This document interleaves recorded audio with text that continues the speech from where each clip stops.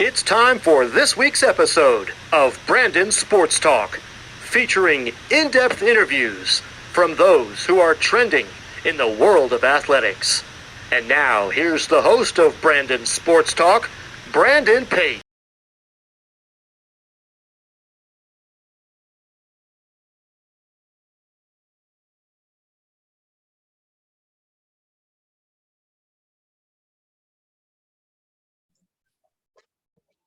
Welcome back to Brandon Sports Talk. In today's episode, I have the privilege to interview the St. Thomas head softball coach, Jennifer Trotter. How are you doing today? I'm great. How are you doing? I'm doing good. Can you talk about how you knew that you wanted to get started in college coaching softball?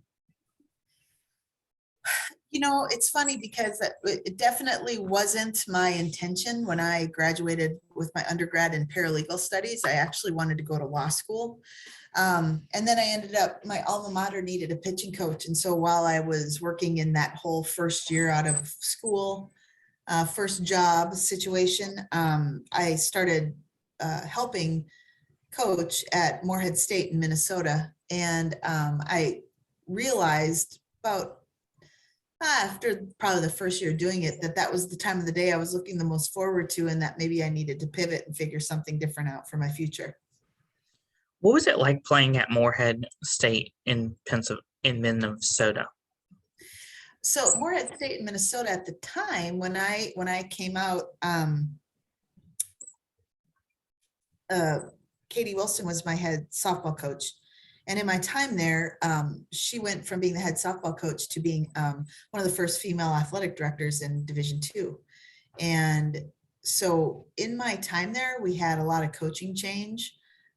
We shifted from Ncaa to Division II, which was really typical at that time back in the day. A lot of schools of that size were Ncaa. They hadn't made the switch to Division II yet.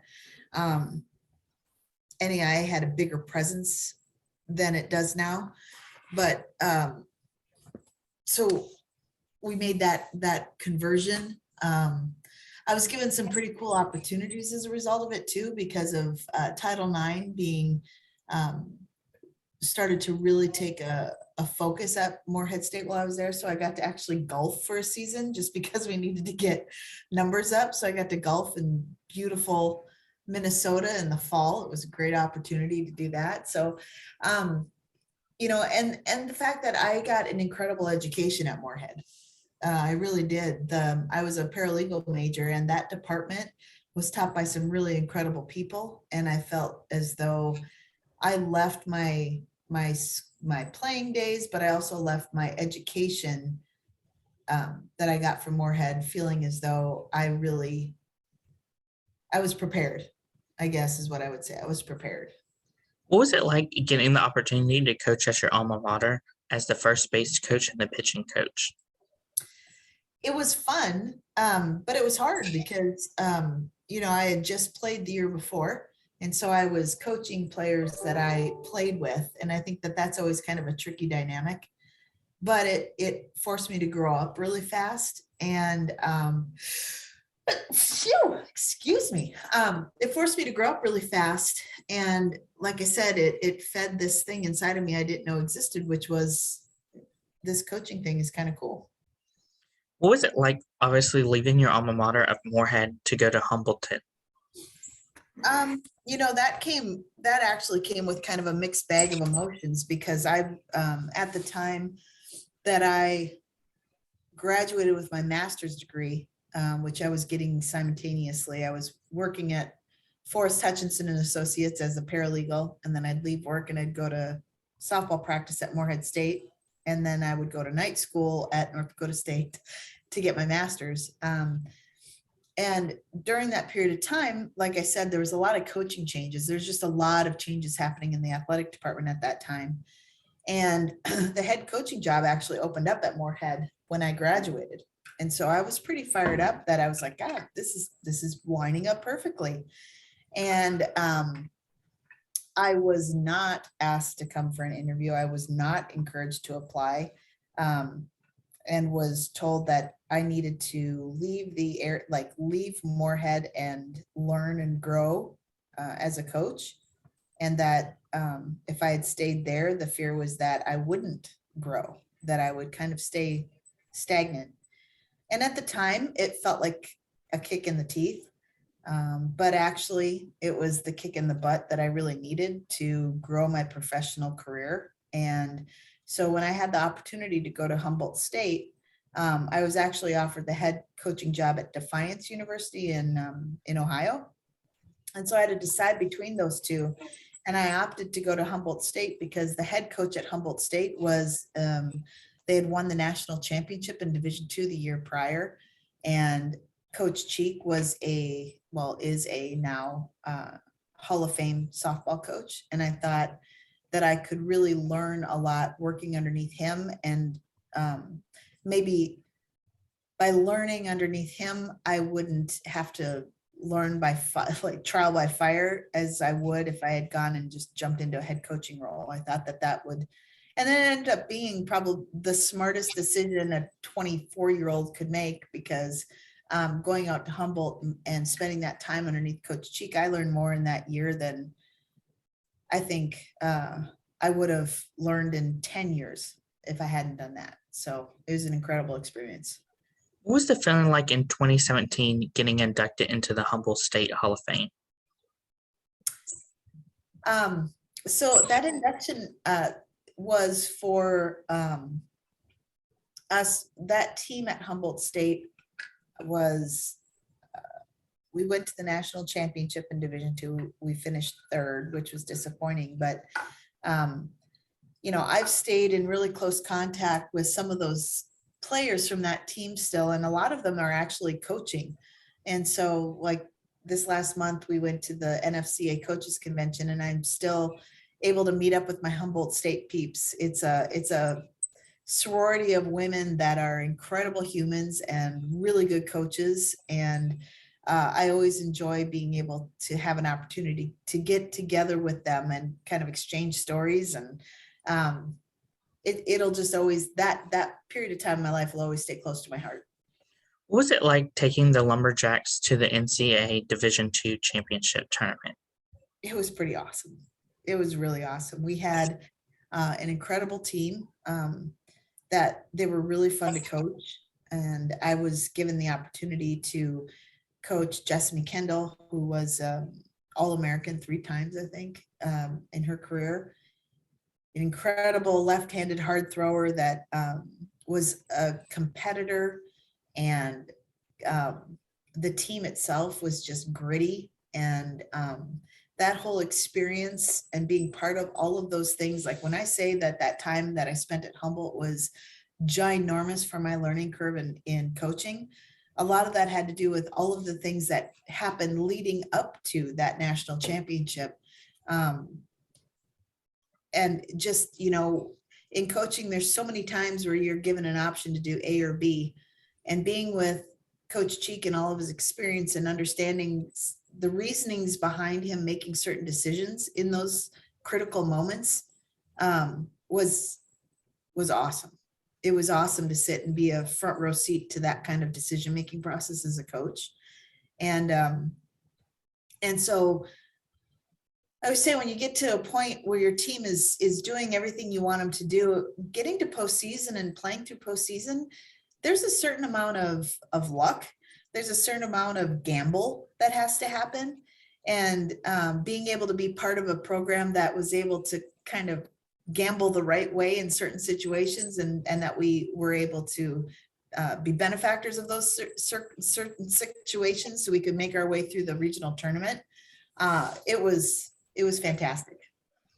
Of course, what was it like getting inducted as a coach and going to Missouri Western State? So that was a little bittersweet. So I came to St. Thomas from Missouri Western State University, where I had been the head coach there for 20 years and really had no plans on changing that course of my life until this opportunity presented itself. But I was to be inducted the year prior, but because of COVID, they canceled the event. And so as luck would have it, then I was inducted this fall at Missouri Western, where I was currently no longer coaching. And so it was a really great opportunity to go back to campus. And I was just really humbled by how many of my girls showed up. Women that I coached in 2000, 2001, 2, 3, those years showed up. And it was a pretty incredible feel-good moment. I'm not going to lie. And going through the ceremony and the all of that was neat. But then afterwards we had a huge after party, and that's where the real fun happened. Of course, what was it like getting the job at St. Thomas as the new head coach? It's been getting the job was exciting. Leaving Missouri Western, where I had spent the majority of my career, was really difficult. And then getting here and being part of the first and the new, and taking over after Coach John Cheetah, who's a Hall of Fame coach in himself. That transition was hard. It was really hard. And it's exciting here. There's a lot of really great things happening, but trying to change systems that have been in place for a really long time, it's been hard. I'm really blessed by the fact that I'm working with an incredible administrative staff that gets it and are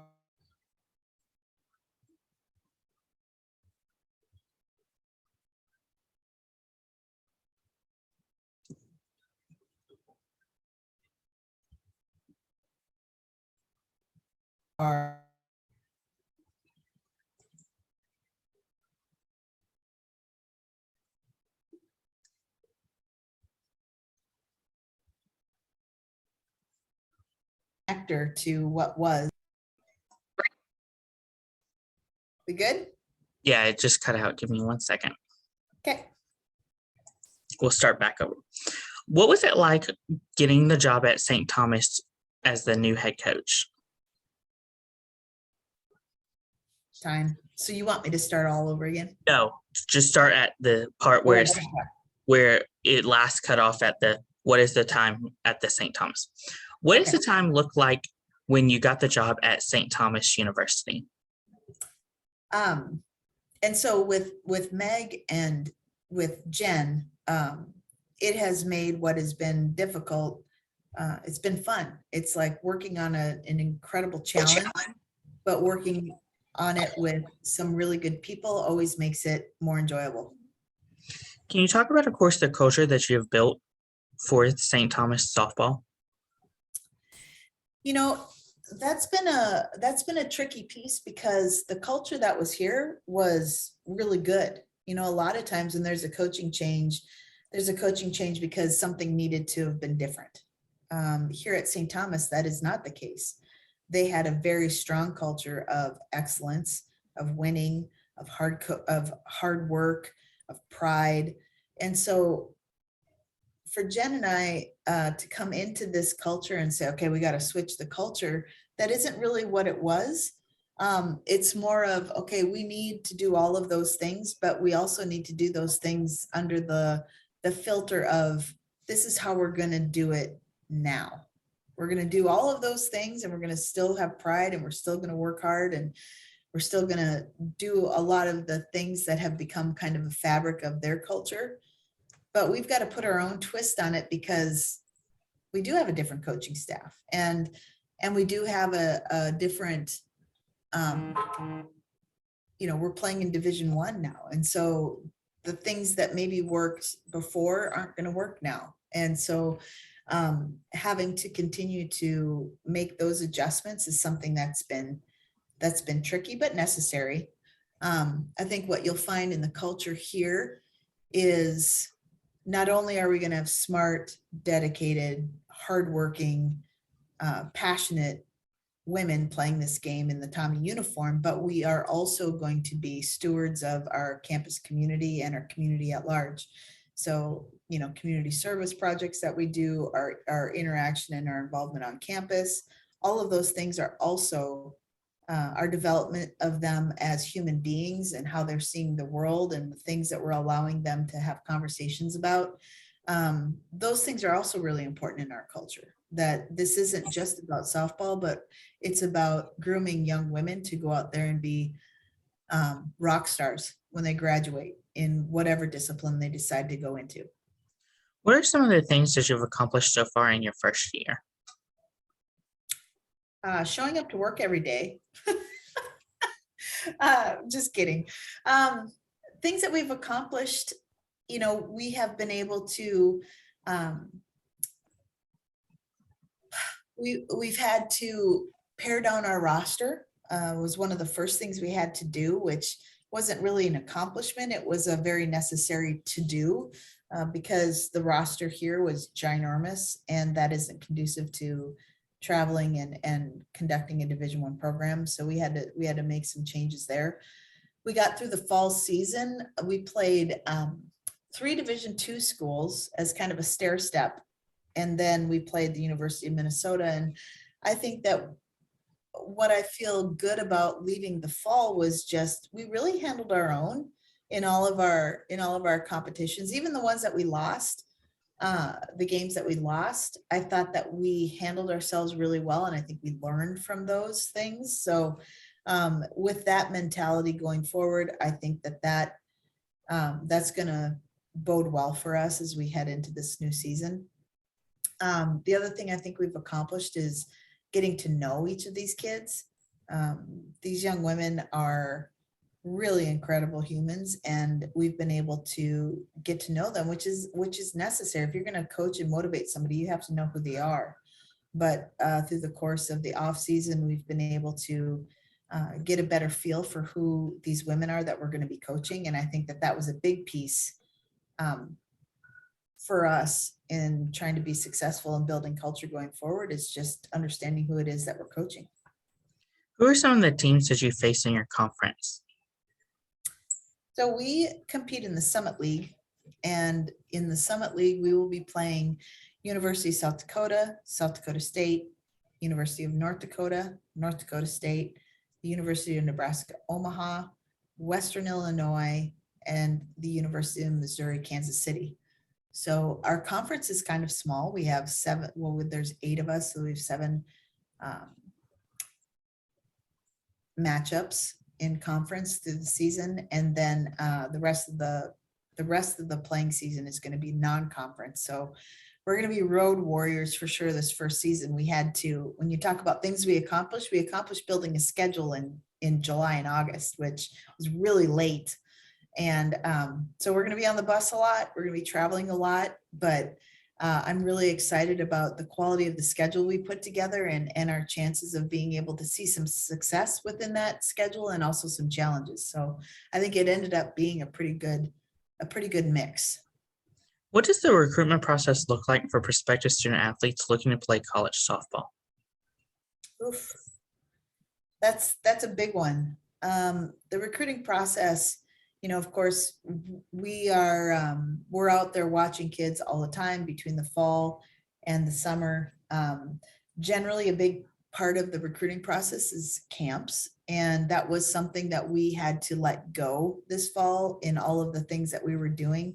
That was the one more thing that we just did not have time or resource to deal with. But going forward, that will be something we will be hosting on St. Thomas's campus in the summertime. Is camps. Gives you a chance to have hands-on experience with student athletes, but it also is an opportunity for student athletes to come on and see our beautiful campus and see if this is a place they would maybe could see themselves playing. So then of course we start talking to them on the phone when September 1 hits. We're able to start communicating and having them on campus and all of that. And we were able to sign 4 players at the NLI date, which is in November. And so, that process is phone calls, it's watching kids, it's 364 days out of the year, we're dealing with something with recruiting. That is a big difference. That's not a big difference. It's a big grind in coaching, is just trying to recruit kids that not only want to be here, but that we think fit with who we are and the kind of players that are going to mesh with the players that we currently have. Because if you're not recruiting the right players, your culture is going to struggle. And that isn't something we're willing to bend on. What's a typical official visit look like at St. Thomas University for the softball program? Well, they'll come on campus, and hopefully be a time of the fall when we have football going. So there's events happening on campus. They can see campus in its entirety, like full blow, everybody being on campus doing fun things. They can get a good gauge of what the culture is like on campus. I think it's really important. Probably the most important thing is making sure that they get time with a professor that they're in their discipline, that they're interested in coming to school for, because I think them making a decision on their education is number one. And them having an ability to go in and talk to a professor is super important. Get a vibe for what we do here at St. Thomas that's going to prepare them for life after softball. I think the other really important piece of them being on campus for an official visit, by the time we get to that point, our communication with the student athlete, I know more about who they are. They know more about what we're about as coaches. But the biggest piece of the official visit is them spending time with the team and having an opportunity to spend time with the team away from us coaches, to see if, number one, they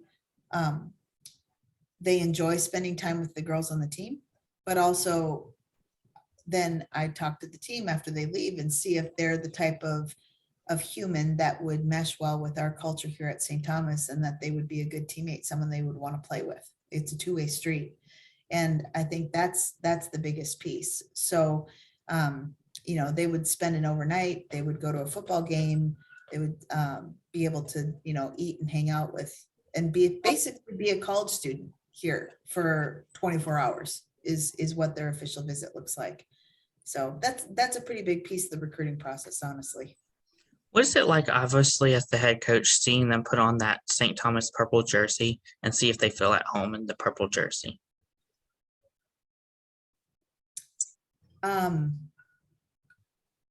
I think St. Thomas is a pretty special place. And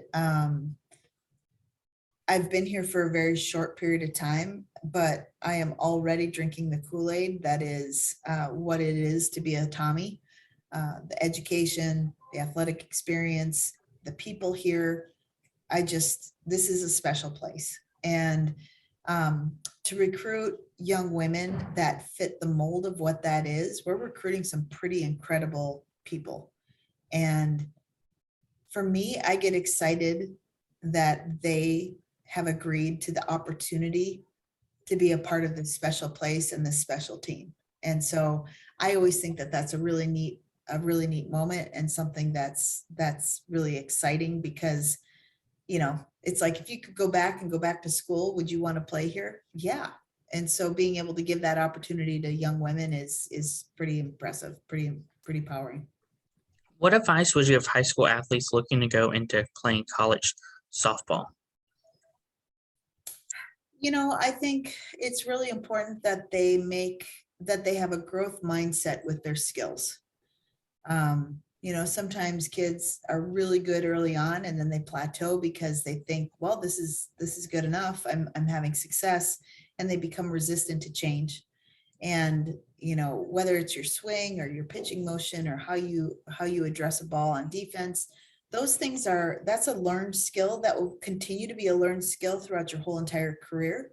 So, to be real students of the game, but then to play this game because you love it and you have fun and you love it. And if there is a Saturday, the place you want to be is on that softball field competing.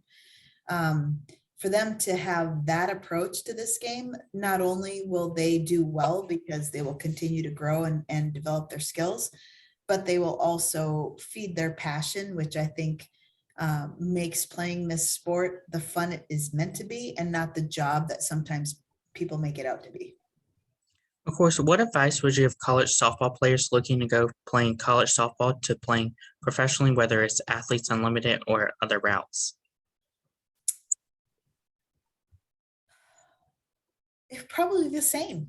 It's the same advice. I think probably when you start getting to the point where you're playing on a bigger stage, not only are you continuing to grow and get better and capitalize on your experience and your knowledge, but to play the game with passion and to play the game having fun and I don't mean fun in a taking anything away from the seriousness of sport and the seriousness of competition. But if that doesn't make your heart smile to go up head to head with some of the best players in the country and compete, win or lose, then you're not there for the right reason. And I think that probably the additional advice that I would give someone thinking along those lines is just to remember that when you have the opportunity to play on that kind of stage, you have a responsibility to bring others up with you and to be a steward of the game and a steward of those other young girls that are looking up to them and wanting to look at being involved in softball and making sure that they're doing their part to continue to grow the sport. What advice would you give future college coaches looking to get started in coaching college softball, whether it's being head coaches or assistant coaches? It seems like a common theme here, but being a real student of not only the game, but of coaching. There are a lot of people out there that know how to teach fielding ground balls. But what deciphers good coaches are coaches that can last and coaches that maybe are good teachers of skill, but not great coaches, is their ability to relate to our athletes, being able to build a team, being able to make tough decisions as it relates to that, being able to build a culture that is something that your players want to play for, but also that your players are going to feel so strongly about they're willing to fight for. That's what makes a good coach. And so although there's tons of clinics out there that are going to teach you how to swing a bat or how to pitch a softball, being students of coaching by watching coaches, by asking coaches questions, by going to practices and watching what other coaches do and how other coaches approach situations, not only from the aspect of between the lines, but outside the lines. That's how you're going to be able to be successful as a coach. That's great advice. Where can my listeners find you at on social media along with the St. Thomas softball program at? I'm sorry, Brandon, you said what? Where can my listeners find you at on social media along with the St. Thomas softball program at? So we're pretty active on Twitter, and our handle is at UST Softball. My Twitter handle is I had to switch it when I got here, so you'll have to I apologize. I'm gonna have to look it up, but it's at Coach Bags Trot. So it's at COACH BAGS TROTT. Or you can follow us on UST Softball, and we'll be very active. We make a point of trying to post every day, and during this, and once we start playing, we'll probably have multiple posts a day, whether from us or from our athletic department, kind of updating our fans on how we're doing in games and how we're getting along. So follow along. It's going to be a fun ride. That's great. Thank you again, Coach Jennifer Trotter, for your interview, and best of luck in your future at St. Thomas. Thanks, Brandon. You can find Brandon Sports Talk on Facebook at Brandon Sports Talk, Instagram at Brandon Sports Talk, Twitter at Talk_Brandon, and you can find me on YouTube at Brandon Sports Talk. Don't forget to like, comment, and subscribe. Thank you again, Coach Jennifer Trotter, for your interview, and best of luck in your future. Thank you. Have a great day. You've been watching Brandon Sports Talk. Please feel free to like, share, and subscribe to Brandon Sports Talk on social media and on YouTube.